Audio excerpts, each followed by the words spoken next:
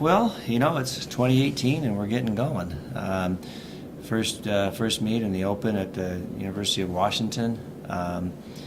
We're excited. We're sort of excited about a new year. We're excited that we have our training facility back in the Alaska Dome. We've got some new faces that we look forward to seeing the start of their collegiate season and collegiate experience. And we know that we got a long, well, I wouldn't call it long, but we got an extensive season ahead. We start off here this Saturday, and we end a little before Memorial Day. So we've got a long, good season, and hopefully filled with a lot of athlete development, and a lot of promise. Michael, have you been back in the Dome yet? Oh yeah, I've been back in the Dome. Yeah, we've had a couple of practices, 3 in fact, Monday, Tuesday, Wednesday, and boy, it's sure nice to be home again. It's sure nice to be able to go out and structure a workout and see the athletes engaging in the kinds of things that is indicative of our sport. And you know what? We did our best. We've had a year without it. We won a decent number of conference championships and had national champions and All-Americans. But we're starting to show some deficits. You got to pay the piper eventually if you don't have a training facility, and so we're looking forward to getting back to some good athlete development, and it's so nice to go in there and see the improvements of the facility, but more importantly, just being able to, when we recruited these athletes, we told them what our facilities were, and now it's nice to be able to offer that to them. How big of a difference does that make for this program? Oh, huge. Why? Well, it's kind of hard to practice basketball without a basketball court. It's very, very difficult to train track and field athletes, any athletes, without the measure that you have. Even our distance runners, we can run on treadmills, we can go out and run the trails, all that kind of stuff. And again, we've accomplished some big things. We had a national champion. Our women were 5th in the nation in a very closely contested national meet. But they were a seasoned group of athletes. That it wasn't their first rodeo. On our men's side, there's a lot of first rodeos there, and so when we don't have a good measure of what it means to do a workout. I mean, what's 5 times, 6 times a mile? Accurate, measured. We didn't have that data, and so now we're going to get that data, and so we've already have seen some things that we really didn't have the ability to see. Last fall. If you're a hurdler, it's nice to be able to go over more than just 3 hurdles. It's nice to be able to run, a full hurdle workout. How about a 400-meter hurdler? How do we practice that, indoors? So a pole vault, we were remarkable this spring, and I attribute our coaches, Ryan McWilliams, pulling rabbits out of his hat, every single week. It's great to have the ability to train your athletes, the way that they need to be trained. Coach, who will you guys be competing against at Washington?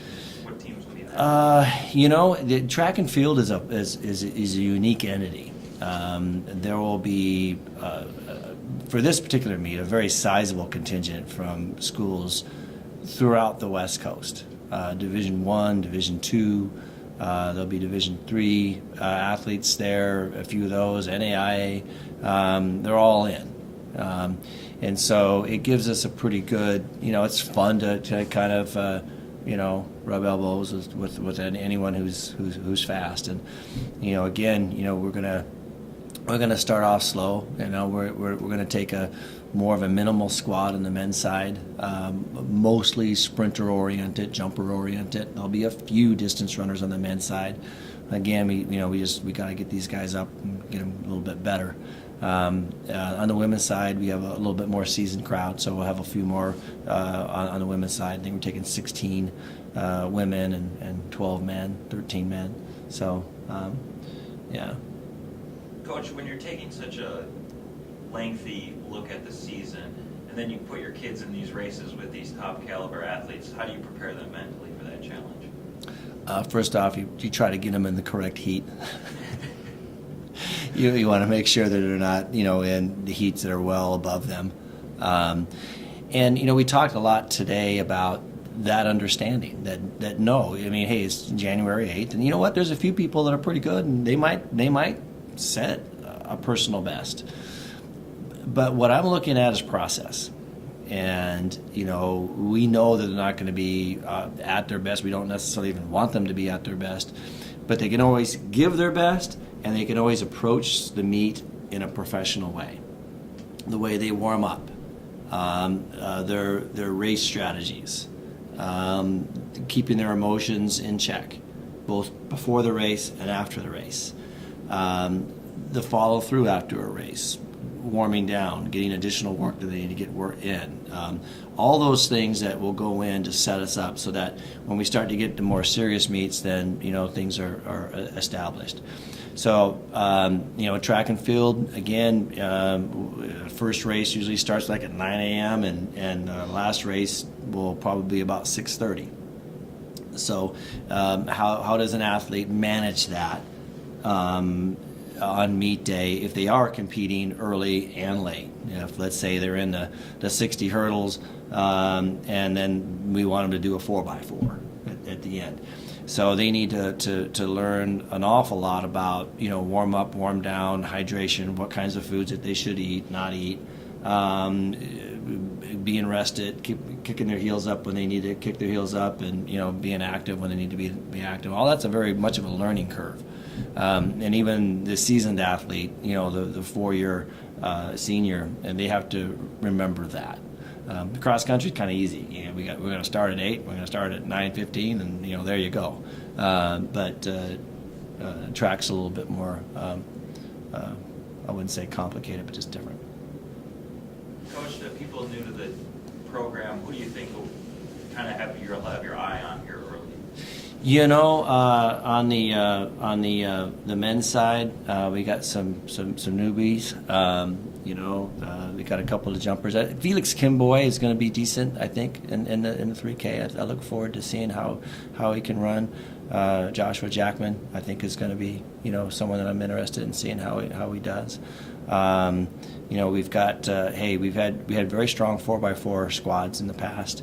And so it'll be interesting to see how our 400-meter crew kind of comes back into shape. On the women's side, again, our women's distance crew that fifth in the country. It'll be interesting to see what Danny McCormick can do in an opening 800 this weekend. 207 gal. I think it'll be interesting to see what she can do. So yeah, again, I'm not expecting greatness this weekend. I am looking for process, and I'm looking forward to the continuation of being able to take these athletes and train them the way they really should be trained. There's been a deficit. We've had a deficit in what we've done. We've done our best. We didn't make excuses. But having this facility back won't guarantee success. It'll just mean that we can train the way we should be training.